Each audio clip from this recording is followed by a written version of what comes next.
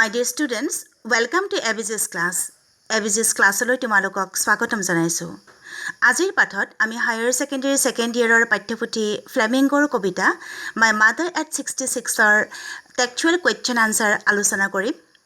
ইয়াৰ আগৰ এটা ভিডিঅ'ত আমি My Mother at 66 কবিতাটিৰ অসমীয়া ভাঙনি, কবি পৰিচয় আৰু সাৰাংশ আলোচনা কৰিছিলো।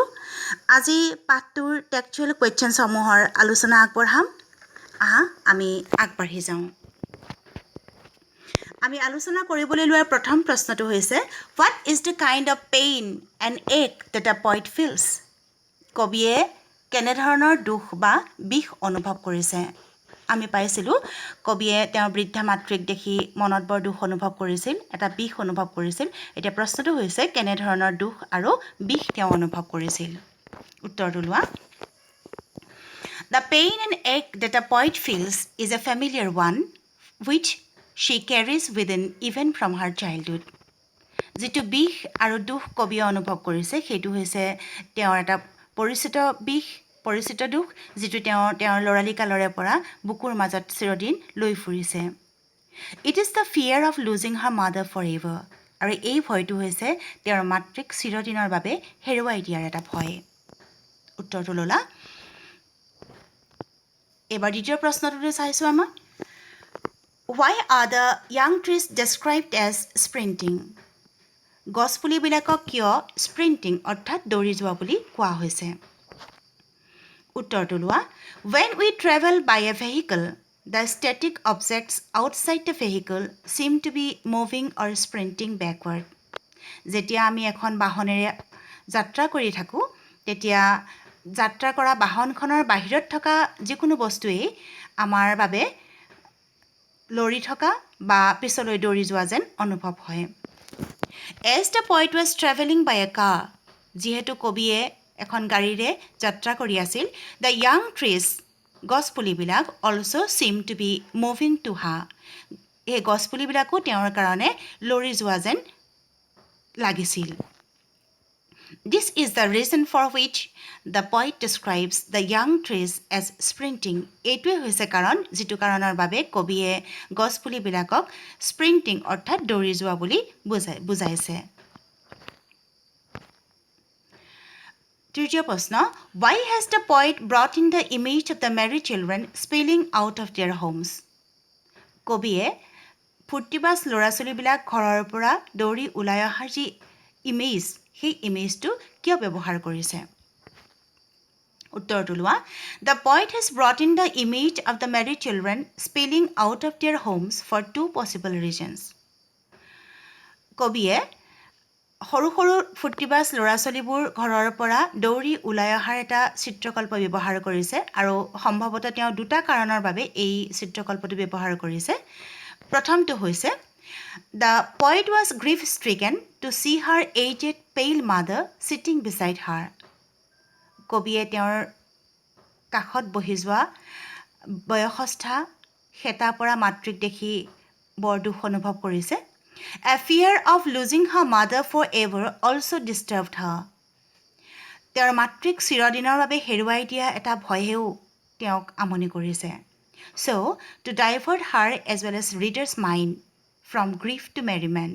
সেইকাৰণে তেওঁ নিজৰ আৰু পাঠকৰ মনটো এই দুখ ভাৱনাৰ পৰা আনন্দৰ ভাৱনালৈ পৰিৱৰ্তন কৰিবৰ বাবে The poet brought in the image of merry children spilling out of their homes. কবিয়ে সৰু সৰু ল'ৰা ছোৱালী ঘৰৰ পৰা বাহিৰলৈ দৌৰি ওলাই অহা চিত্ৰকল্পটো ব্যৱহাৰ কৰিছে। দ্বিতীয়টো লোৱা। দ্বিতীয় সম্ভৱতঃ কাৰণটো হৈছে By this particular image, এই নিৰ্দিষ্ট ইমেজাৰীটোৰ জৰিয়তে চিত্ৰকল্পৰ জৰিয়তে The poet wants to make a contrast between grief and death associated with old age. কবিয়ে এটা পাৰ্থক্য আনিব বিচাৰিছে কাৰ মাজত? Grief and death associated with old age. বৃদ্ধ বয়সৰ লগত জড়িত হৈ থকা দুখ আৰু মৃত্যু ভাৱনাৰ লগত and the joy and merriment associated with young age. সৰুকালৰ জীৱনৰ লগত জড়িত আনন্দ আৰু ফূৰ্তিৰ লগত তেওঁ বৃদ্ধ অৱস্থাৰ দুখ আৰু মৃত্যু ভাৱনাৰ এটা পাৰ্থক্য আনিবলৈ বিচাৰিছে এই নিৰ্দিষ্ট চিত্ৰকল্পটোৰ জৰিয়তে। এই দুটাই হয়তো কাৰণ যি দুটা কাৰণৰ বাবে কবিয়ে এই ইমেজৰীটো ব্যৱহাৰ কৰিছে বুলি অনুমান কৰিব পাৰি। চতুৰ্থ প্ৰশ্ন, why has the mother been compared to the late winter's moon?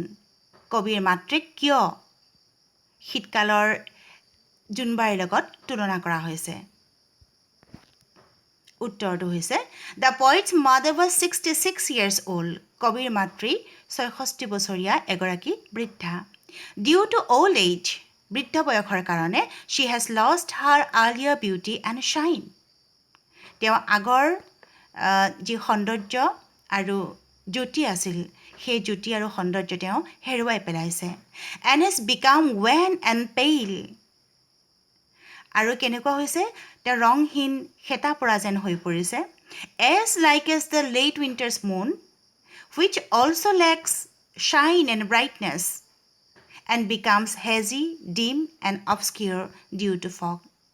আৰু তেওঁ পূৰ্বৰ সৌন্দৰ্য আৰু জ্যোতি হেৰুৱাই তেওঁ সেই লেট উইণ্টাৰ্ছ মুন শীতকালৰ জোনবাইৰ নিচিনা হৈ পৰিছে যি জোনবাইটোৱে নিজৰ সৌন্দৰ্য আৰু তেওঁৰ ব্ৰাইটনেছ উজ্জ্বলতা হেৰুৱাই পেলাই শীতকালত তেওঁ সেই জোনবাইটোৱে ব্ৰাইটনেছ হেৰুৱাই পেলাই আৰু ডিউ টু ফগ কুঁৱলীৰ কাৰণে হেজি ডিম এণ্ড অবস্কিউৰ দেখা যায় অৰ্থাৎ অনুজ্জ্বল কম পোহৰযুক্ত আৰু খুব অস্পষ্ট দেখা যায়। আমি জানো সকলোৱে শীতকালৰ জোনবাইটো সদায় খুব অনুজ্জ্বল যেন লাগে আৰু অস্পষ্ট লাগে কাৰণ তাত কুঁৱলী থাকে কুঁৱলীৰ কাৰণে ইয়াক ভালকৈ দেখা পোৱা নাযায় আৰু ঠিক তেনেধৰণে এই বৃদ্ধ অৱস্থাটোৱেও কবিৰ মাতৃক তেওঁৰ আগৰ সৌন্দৰ্য আৰু যি জ্যোতি আছিল সেই জ্যোতিৰ পৰা আঁতৰাই ৰাখিছে বুলি তেওঁ ক'বলৈ গৈছে আৰু এইটোৱে কাৰণ যিটো কাৰণে তেওঁৰ মাতৃক তেওঁ late winter's moon লগত তুলনা কৰিছে। This is the reason why the poet's mother has been compared to the late winter's moon. আৰু এইটোৱে কাৰণ যিটোৰ কাৰণে কবিয়ে তেওঁৰ মাতৃক late winter's moonৰ লগত তুলনা কৰিছে। আমাৰ শেষৰটো প্ৰশ্ন, what do the parting words of the poet and her smile signify? বিদায় লোৱাৰ মুহূৰ্তৰ যিকেইটা শব্দ যিষাৰ কথা কবিয়ে প্ৰয়োগ কৰিছিল আৰু তেওঁৰ স্মাইল আৰু তেওঁৰ মুখৰ পৰা যিটো হাঁহি ওলাইছিল সেই হাঁহিটো আৰু সেই কথাকেইটাই কি তাৎপৰ্য বহন কৰে? উত্তৰটো লোৱা। The poet was grief-stricken to take leave from her mother. কবিয়ে তেওঁৰ মাতৃৰ পৰা বিদায় ল'বৰ সময়ত খুব দুখ অনুভৱ কৰিছে। She was afraid if she would not meet her mother anymore. তেওঁ তেওঁৰ মাতৃক পুনৰ লগ নাপাব নেকি বুলি ভয় খাইছে। But she could not show her grief or fear to her mother. কিন্তু তেওঁৰ মাতৃক তেওঁৰ দুখ বা ভয় দেখুৱাব নোৱাৰে because it might hurt her. কাৰণ এইটোৱে তেওঁক মাতৃক আঘাত দিব পাৰে। So to suppress her emotion, তেওঁ নিজৰ সেই আৱেগ দমাই ৰাখিবৰ বাবে she just smiled at her mother. তেওঁ মাতৃলৈ চাই মাত্ৰ হাঁহিলে and said আৰু ক'লে see you soon আম্মা, পুনৰ লগ হ'ব মা। These parting words and a smile are significant. এই শেষৰ যিকেইটা শব্দ সেই শব্দকেইটা আৰু তেওঁৰ হাঁহিটো হৈছে খুব গুৰুত্বপূৰ্ণ তাৎপৰ্যপূৰ্ণ because they hit the strong emotion of the poet. কাৰণ এই হাঁহিটো আৰু কথাকেইটাই কবিৰ যি তীব্ৰ অনুভূতি সেই অনুভূতিক লুকুৱাই ৰাখিব পাৰিছে। Help the poet to be overcome her childhood fear. তেওঁ সৰুকালৰ পৰা কবিৰ মনত যি ভয় আছে সেই ভয়টো তেওঁ জয় কৰিবলৈ তেওঁক সহায় কৰিছে and gave the mother an assurance of meeting soon. আৰু তেওঁৰ মাতৃক পুনৰ লগ পোৱাৰ এটা assurance অৰ্থাৎ নিশ্চয়তা প্ৰদান কৰিছে।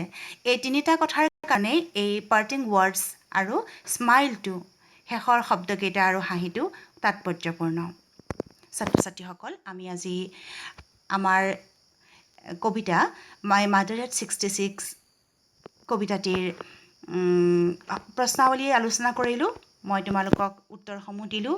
প্ৰশ্নটো এই উত্তৰ প্ৰশ্নকেইটাই সাধাৰণতে হায়াৰ ছেকেণ্ডেৰী ছেকেণ্ড ইয়েৰৰ ফাইনেল পৰীক্ষাত আহে তোমালোকে ভালকৈ প্ৰিপেয়াৰ কৰিবা আৰু নেক্সট ভিডিঅ'ত মই তোমালোকৰ বাবে আন এটি পাঠৰ আলোচনালৈ আহিম তোমালোকে চাই থাকিবা চাবলৈ নাপাহৰিবা ABC's ক্লাছ থেংক ইউ